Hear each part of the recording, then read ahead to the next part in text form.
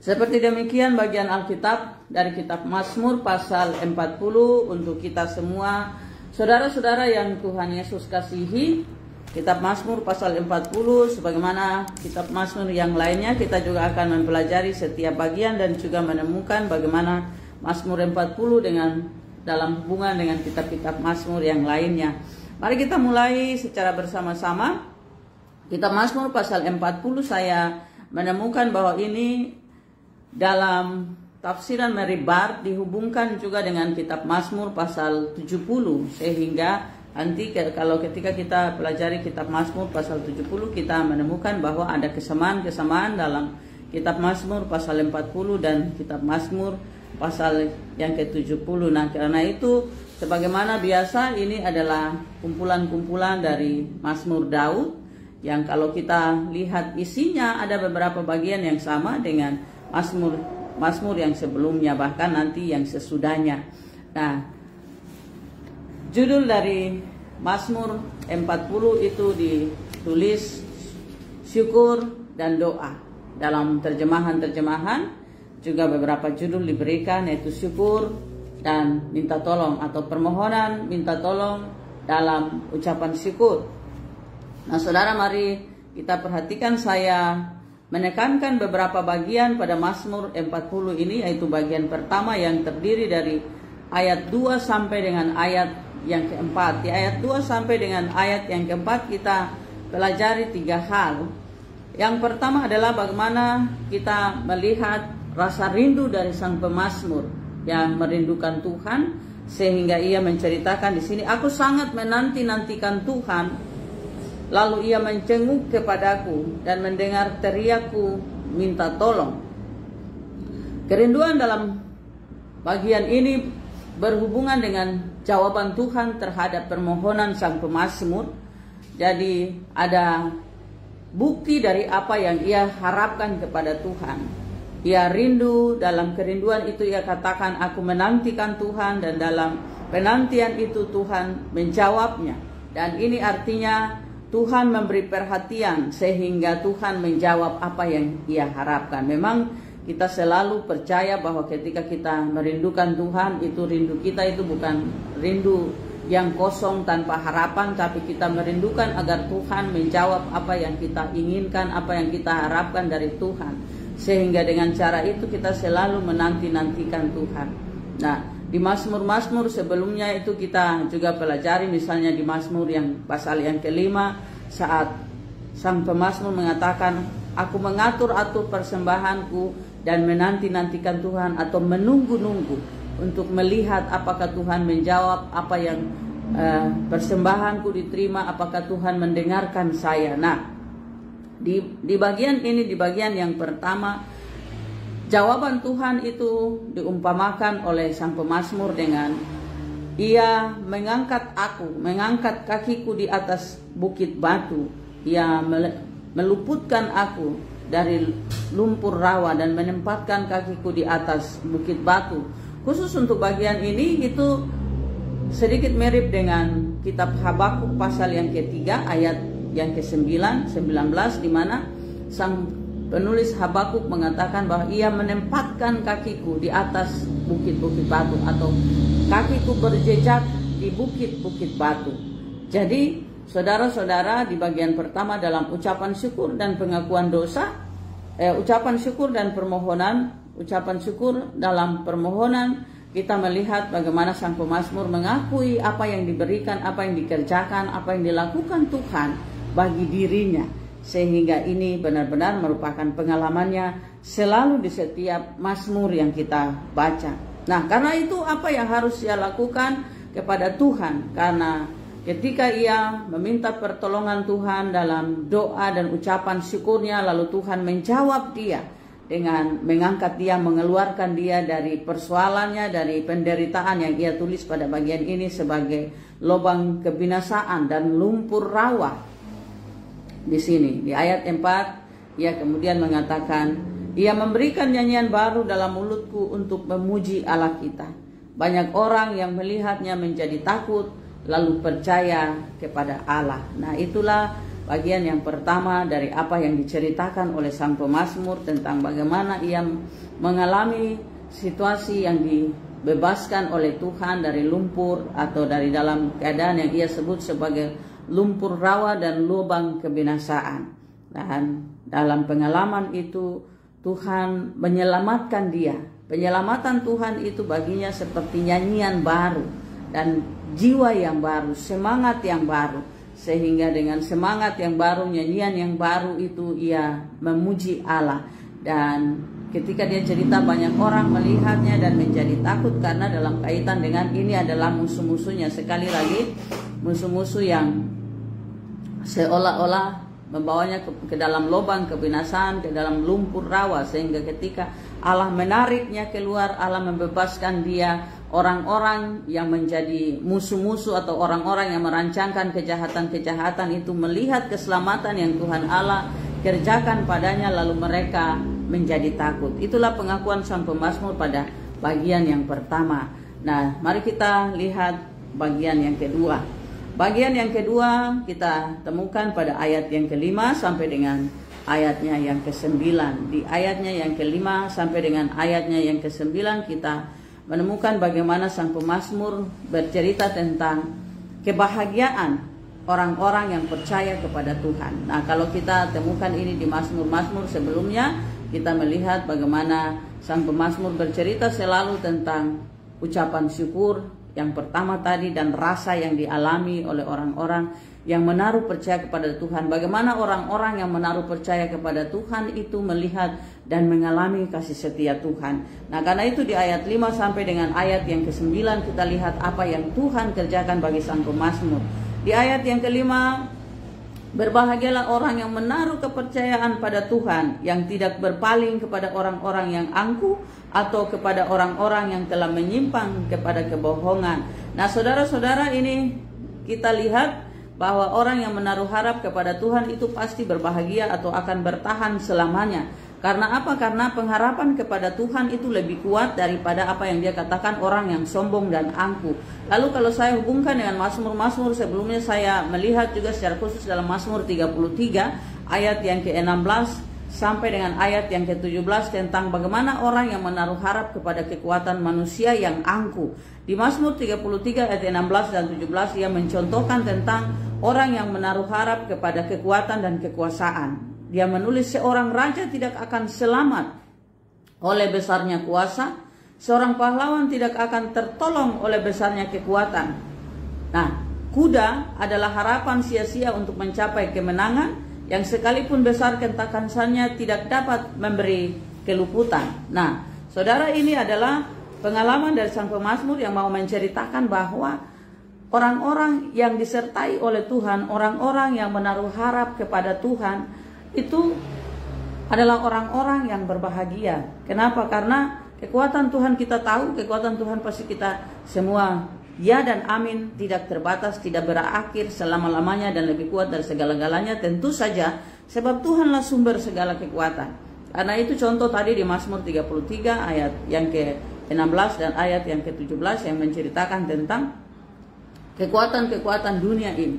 Raja menaruh harap pada statusnya, pada kudanya, pada alat-alat yang menjadi kebesaran baginya, tapi dia tetap binasa. Nah, karena itu saudara, dalam pengalaman hidup kita, mari kita taruh harap selalu kepada Allah. Dalam situasi apapun, dalam keadaan apapun, kekayaan kita, kebesaran kita, kekuatan kita tidak menjamin masa depan, tidak menjamin kehidupan kita untuk seterusnya. Sebab satu waktu tertentu hal-hal itu pasti akan hilang, hal-hal itu akan sirna. Apalagi di sini dikatakan orang yang sombong dan angkuh. Jadi kalau harta benda bisa mengakibatkan orang sombong dan angkuh, percaya bahwa mereka bisa mengatur hidup mereka, maka di sini ia katakan jangan, karena itu sesuatu yang hanya membawa kepada kebinasaan. Di ayat yang ke-6, banyak yang telah kau lakukan ya Tuhan Allahku, perbuatanmu yang ajaib dan maksudmu untuk kami, tidak ada yang dapat disejajarkan dengan engkau. Aku mau memberitakan dan mengatakannya, tetapi terlalu besar jumlahnya untuk dihitung. Nah, jadi dua hal di bagian besar ini sampai di ayat yang ke-9 juga kita akan lihat bagaimana pengalaman sang pemazmur di dua bagian ini. Yang pertama adalah jangan bergantung kepada segala sesuatu yang merupakan kebanggaan dunia ini, kekayaan dunia ini, kejayaan dunia ini, kekuatan dunia ini. Apalagi kepada kesombongan dan kebohongan, karena semuanya itu akan sirna, keangkuhan, jangan. Yang kedua adalah ketika kita melihat kembali ke bagian pertama, orang-orang yang melihat bagaimana sang pemazmur diangkat itu, mereka kemudian percaya dan menjadi takut. Kenapa? Karena di ayat 6 ia mengakui bahwa banyak hal yang telah Tuhan perbuat di dalam hidupnya. Ada begitu banyak maksud-maksud Tuhan, dan tidak ada sesuatu yang dapat disejajarkan atau tidak ada sesuatu yang dapat dipakai untuk membandingkan apa yang dilakukan oleh Tuhan di dalam hidup sang pemazmur. Nah, saudara-saudara, mungkin kita kalau kemudian menghubungkan dengan hidup kita yang sederhana tentang banyak hal yang telah Tuhan buat, maka sesungguhnya kita tidak menilai hidup ini dengan hal-hal jasmani. Kita tidak menilai hidup ini dengan harta. Kita tidak menilai hidup ini dengan status. Tapi kita melihat bagaimana Tuhan melindungi kita, bagaimana Tuhan menyelamatkan kita, bagaimana Tuhan menopang kita, bagaimana Tuhan memberi hikmat dan pengertian-pengertian kepada kita untuk memahami, untuk mengalami keselamatan dalam hal-hal yang sifatnya rohani, dalam pikiran kita, dalam perasaan kita. Ketika kita mengerti mengapa hidup kita sangat sederhana, mengapa hidup kita mengalami masalah ini dan itu, ketika kita kuat menjalani hidup yang berat secara manusia, maka itulah perbuatan-perbuatan yang telah Tuhan lakukan dalam hidup kita, dan kita harus mengakui itu sebagai perbuatan yang ajaib. Kenapa? Karena jikalau Tuhan tidak menolong kita, jikalau Tuhan tidak menyertai kita, jikalau Tuhan tidak memberi kekuatan kepada kita, maka tidak mungkin kita melewati situasi yang secara manusia itu berat dan sulit. Sehingga inilah yang kita katakan sebagai keajaiban Tuhan. Kita bilang, wah, luar biasa, ajaib, mujizat, bahwa saudara bisa sanggup melewati situasi ini, atau saudara bisa bertahan dalam situasi yang sulit seperti ini, atau saudara bisa memahami keadaan yang tidak mudah dipahami oleh manusia seperti ini. Nah, itulah keajaiban-keajaiban yang Tuhan perbuat di dalam hidup kita. Jadi kita tidak mengukur keajaiban dan perbuatan Tuhan itu dengan hal-hal yang terlalu besar, hal-hal yang kelihatan jasmani saja, tapi hal-hal yang tidak dapat dipahami oleh akal pikiran manusia, tapi sanggup dipahami, sanggup kita pahami. Hal-hal yang tidak dapat diterima oleh akal pikiran manusia, tapi sanggup kita terima. Itulah keajaiban-keajaiban Tuhan yang besar bagi kita. Nah, itu bagian yang kita terima sebagai kekuatan dalam kuasa Allah yang melakukan keajaiban-keajaiban bagi kita. Nah, saudara-saudara, mari kita lihat juga apa yang kita lihat pada bagian yang kedua dari ayat 5 sampai dengan ayat yang ke-9 tadi. Dan kemudian kita perhatikan di ayat yang ke-8, 7, 8, 9 itu mengandung ucapan syukur, mengandung pengakuan dari sang pemazmur tentang bagaimana Allah dalam perbuatannya. Jadi sekali lagi di setiap bagian ada pengalaman, ada ucapan syukur dari perbuatan yang Allah kerjakan. Jadi ada pengakuan iman dan ada respon terhadap pengakuan iman dari sang pemazmur terhadap apa yang ia alami bersama-sama dengan Tuhan. Jadi respon di bagian pertama tadi kita lihat bagaimana sang pemazmur mengaku Allah mengangkat dia keluar dari lubang kubur, dan responnya adalah mazmur, puji-pujian yang ia naikkan kepada Tuhan. Lalu orang-orang di sekeliling yang melihat menjadi takut. Dan di bagian yang kedua adalah ketika sang pemazmur menyadari bahwa ketergantungan terhadap hal-hal jasmani itu akan berakhir, lalu akan lenyap. Karena itu ia menyadari apa yang Tuhan perbuat dalam dirinya bukan hal-hal jasmani, tapi hal-hal yang menguatkan yang lebih dari hal-hal jasmani. Itu yang ia alami. Lalu kemudian dia mengaku kebesaran Tuhan itu dan mengucap syukur kepada Tuhan.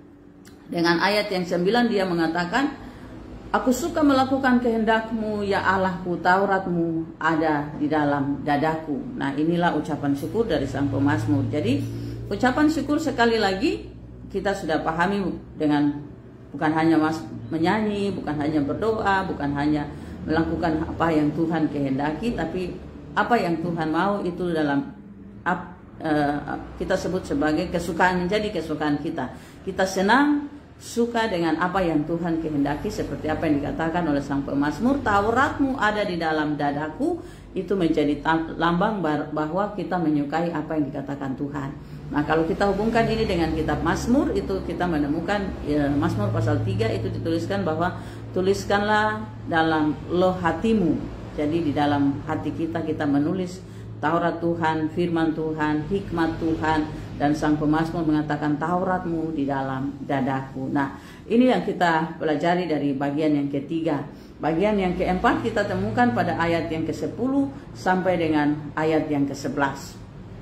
Ayat yang ke-10 dan ayat yang ke-11 menjadi pelajaran yang keempat bagi kita tentang bagaimana respon selanjutnya, apa yang harus dilakukan oleh sang pemazmur ketika ia menaruh dalam dirinya Taurat Tuhan, dalam dadanya Taurat Tuhan yang menjadi kesukaan bagi dia. Di ayat 10 dan ayat 11, aku mengabarkan keadilan dalam jemaah yang besar, bahkan tidak kutahan bibirku. Engkau juga yang tahu ya Tuhan, keadilan tidaklah kau sembunyikan dalam hatiku, kesetiaanmu dan keselamatan daripadamu kubicarakan. Kasih-Mu dan kebenaran-Mu tidak kudiamkan kepada jemaah yang besar. Nah, saudara, kalau ini kita hubungkan dengan Mazmur 39 kemarin, maka kita akan menemukan dua bagian yang berhubungan dengan mulut, yang berhubungan dengan lidah, yang berhubungan dengan kata-kata, yang berhubungan dengan bicara. Di Mazmur pasal 39 kemarin kita menemukan dalam doa minta tolong kepada Tuhan oleh sang pemazmur. Secara khusus di bagian Mazmur pasal 39 ada satu bagian yang berbicara tentang bagaimana sang pemazmur menggunakan mulut dan berbicara tentang jangan menggunakan mulut untuk hal-hal yang tidak memberkati, dan berdiam diri, menyimpan, menahan mulut, menaruh kekang pada mulut untuk menahan mulut supaya tidak cepat-cepat bicara. Nah, di sini kita melihat di ayat Mazmur 40 bagian yang keempat, secara khusus di ayat yang ke-10 dan ayat yang ke-11, justru di sini berhubungan juga dengan bagaimana sang pemazmur menggunakan kata-kata atau mulut tanpa berdiam diri untuk memuji Tuhan. Nah, karena itu mari kita lihat nasihat sang pemazmur secara khusus untuk bagaimana menggunakan mulut memuji Tuhan, atau menggunakan mulut atau mengekang mulut untuk tidak cepat-cepat mengeluarkan kata-kata. Jadi ini benar sekali apa yang dikatakan dalam Perjanjian Baru, bahwa dengan mulut yang sama kita memberkati dan dengan mulut yang sama kita bisa mengutuk. Nah, karena itu kita punya mulut satu.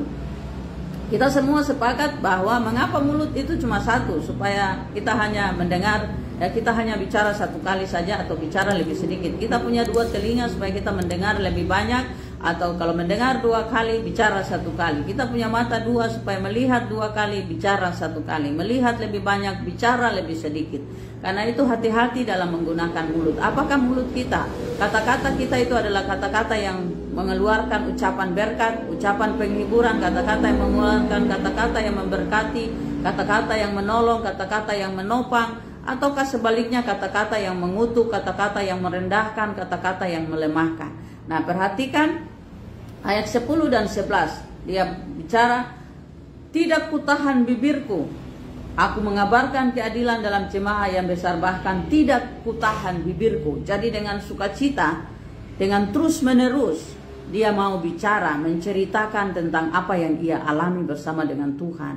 Ia menceritakan kebaikan-kebaikan Tuhan. Ini yang kita biasanya sebut sebagai bersaksi. Ia mau menyaksikan kebaikan Tuhan. Ia mau menyaksikan kebesaran Tuhan, memberitakan kebaikan Tuhan dengan mulut.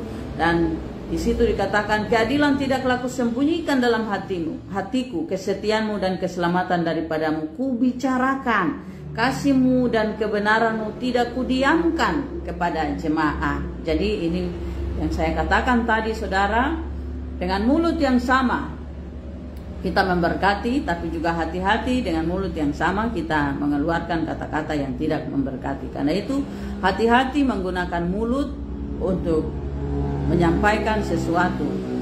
Karena mulut dan lidah itu sesuatu yang kecil tapi bisa menghancurkan. Itu sesuatu yang besar, itu sesuatu yang kecil tapi juga bisa memberkati. Sehingga kita ingat kemarin di Mazmur pasal 39 lalu hari ini di Mazmur pasal 40 kita hubungkan dengan mulut dan lidah itu seperti seperti setir atau seperti kemudi kapal yang kalau salah maka kapal bisa hancur. Lidah itu seperti api yang kalau salah maka bisa membakar semua hal dengan hal-hal yang tidak baik. Itu bagian yang kita pelajari sebagai bagian yang ketiga dari Mazmur pasal 40 tentang mulut yang mengeluarkan kata-kata berkat atau kata-kata yang tidak didiamkan, tidak disembunyikan, mulut yang berbicara tentang kebaikan Tuhan, bersaksi tentang kebaikan-kebaikan Tuhan. Dan bagian yang terakhir itu kita lihat pada ayat yang ke-12 sampai dengan ayat yang ke-18. Di bagian yang terakhir ayat 12 sampai dengan ayat yang ke-18 ini terbagi dalam bagian-bagian kecil lagi, yaitu ada tiga bagian kecil. Nah, 3 bagian kecil di Mazmur pasal 40 ayat 12 sampai dengan ayat 18. Yang pertama adalah kita lihat di ayat 12 sampai dengan ayat 13 itu permintaan atau doa minta tolong. Dan itu adalah dengan judul kecil, tolonglah karena penderitaan yang disebabkan oleh dosa. Sekali lagi, penderitaan akibat dosa.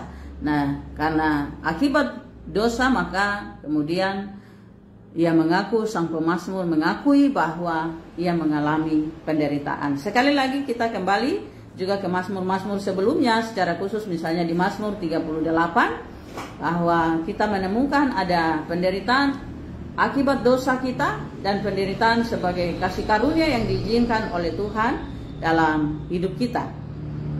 Perhatikan di ayat 12 dan 13, ia menceritakan bagaimana penderitaan itu ia alami, karena itu ia meminta supaya Tuhan kiranya membenarkan dia dan memberi baginya kasih setia dan rahmat. Nah, karena itulah saudara, kalau kita ada dalam situasi mengalami masalah, mengalami penderitaan, mengalami situasi hidup yang sulit dan berat, mari kita sekali lagi melihat ke dalam diri kita, memeriksa diri kita atau yang kita sebut introspeksi, koreksi diri.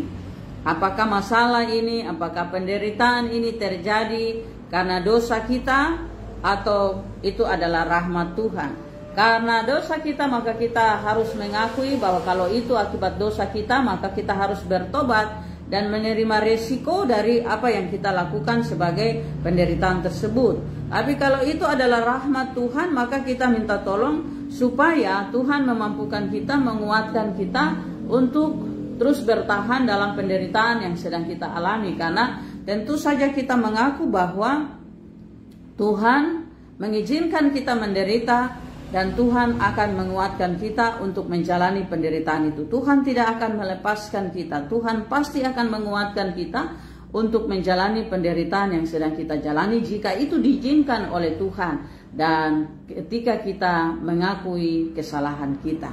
Nah, itu bagian yang pertama. Dan bagian yang kedua dari doa minta tolong itu terdapat pada ayat 14 sampai dengan ayat yang ke-16. Di ayat yang ke-14 sampai dengan ayat yang ke-16 dalam kaitan dengan musuh, penderitaan yang disebabkan oleh orang lain, penderitaan yang bukan karena kita. Yang pertama tadi adalah penderitaan karena akibat ulah kita sendiri atau akibat kesalahan kita sendiri.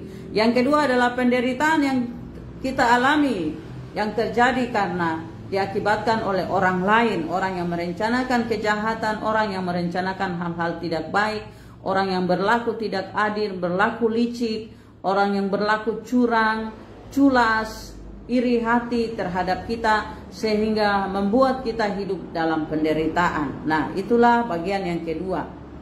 Jadi permohonan untuk Tuhan menolong supaya orang-orang yang membuat penderitaan ini melihat bagaimana pertolongan Tuhan.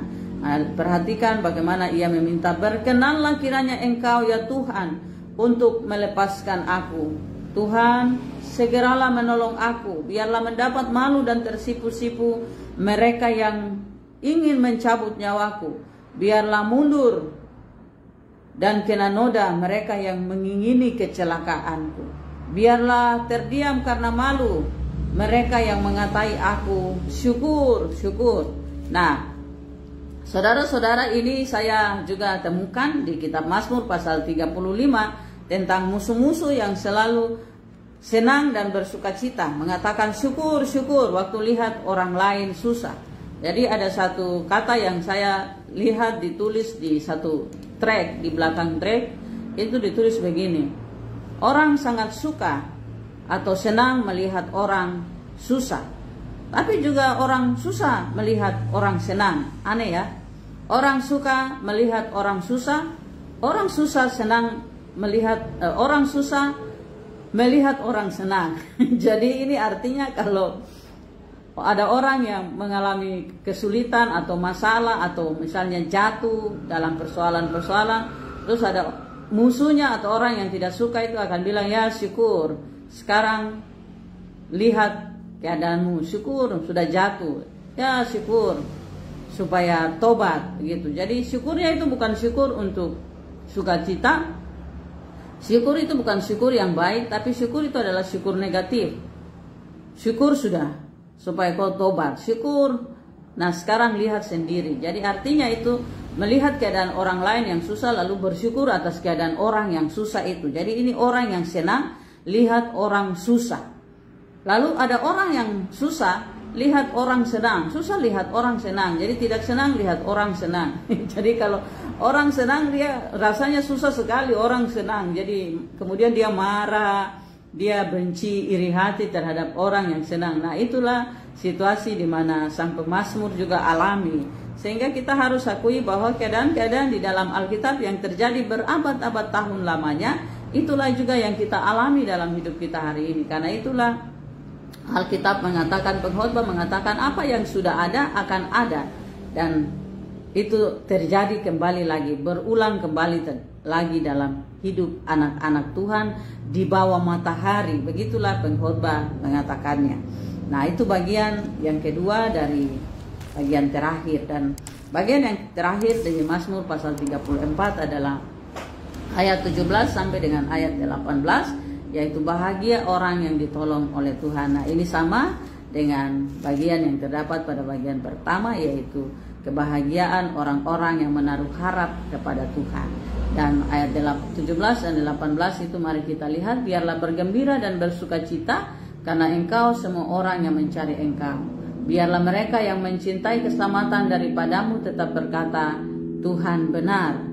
Dan aku ini sengsara dan miskin, tetapi Tuhan memperhatikan aku.